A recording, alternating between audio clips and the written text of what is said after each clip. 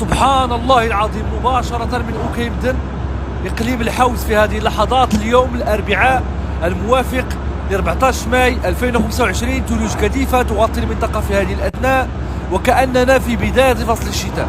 اللهم لك الحمد والشكر.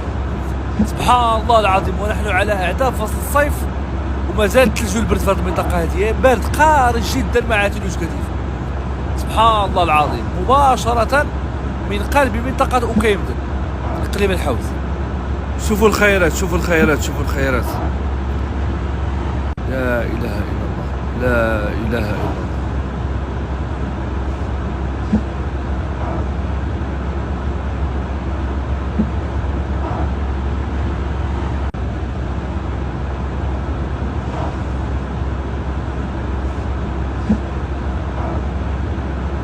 شوفوا الخير الإخوان، شوفوا ما شاء الله، ما شاء الله تبارك الله. اللهم لك الحمد والشكر على هذه النعمة العظيمة.